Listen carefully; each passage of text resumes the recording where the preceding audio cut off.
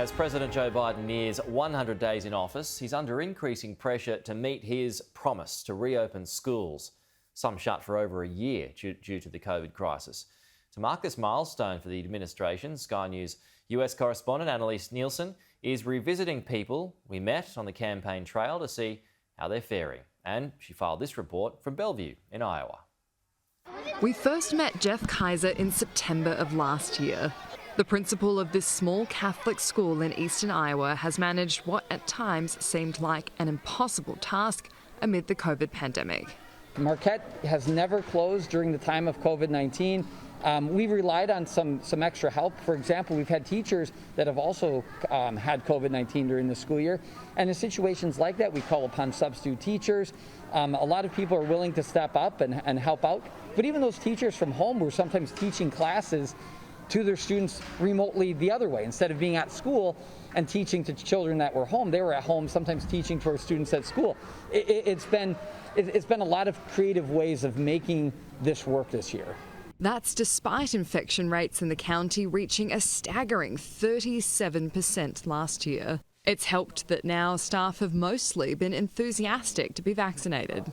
Oh, I jumped at the chance. I think I was probably one of the first ones to email Mr. Kaiser back and say, sign me up. In the history of our country, with all of the things that we have had go on, polio, rubella, all of that, vaccines have shown to work. Iowa's one of just a handful of US states where the governor ordered schools to offer full-time, in-person learning. We sit farther apart and we have to wear masks, but we're still with our friends and we're still at school. I work in a grocery store, so I've been able to work quite a bit during the pandemic, which is good. Since we were last here, we discovered one of the hardest hit families was Principal Kaiser's. He and his wife Kelsey, a fellow teacher, contracted COVID-19 just 1 week before she was due to give birth to their third child. We were isolated to our hotel or to our hospital room.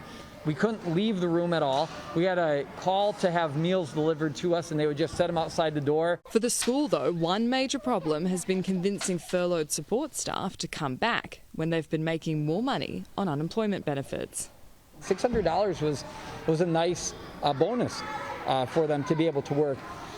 But one of the beautiful things about working in schools and working with children is that we also feel called, it's our mission to continue to serve students. It's great that the government wants to take care of those folks and protect people, but it's difficult when employees can make more money staying at home in unemployment than they can coming back to work. And so I don't always blame them when they say, I'm going to stay at home because it's safer. Dr. John Aspland runs the Galesburg School District. It's just on the other side of the Mississippi River. But because it's in Illinois, schools are only recently reopening. Our school district here, we're close to 70% low income already. So we have a lot of students of low income that are at home, but that's because we have a lot of students of low income. So we have seen that the amount of engagement has been somewhat directly related to those students of low SES, low socioeconomic status.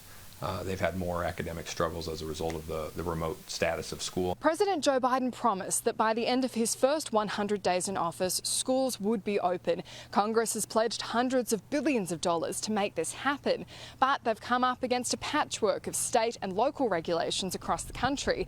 Adding to the confusion has been the ambiguity around the definition of whether an open school does still include virtual or remote learning. And there's been, we feel, somewhat of an abdication of responsibility at the federal level, at the state level, and that leaves it to the local level. And so people are yelling at us when we're really just as much a victim of this whole thing as anybody else, but we're accessible. And so it's much more simple just to yell at the school because you know who they are and you know where they are, whereas the state and federal representatives just kind of seem more than happy to let us kind of twist in the wind out here when there's never been real straight, firm directives from any governmental entity to make us move in one direction or another. And so every district's kind of left to its own devices to figure out what to do, and just everybody's mad all the time. And it's very frustrating because we don't have any way to maneuver, and we don't really have any clear mandate from the government to tell us what to do. And so that's been very challenging, and I think it's going to result in a lot of people leaving the profession. And untold pressure on families across the country juggling home learning too. Annalise Nielsen in Bellevue, Iowa.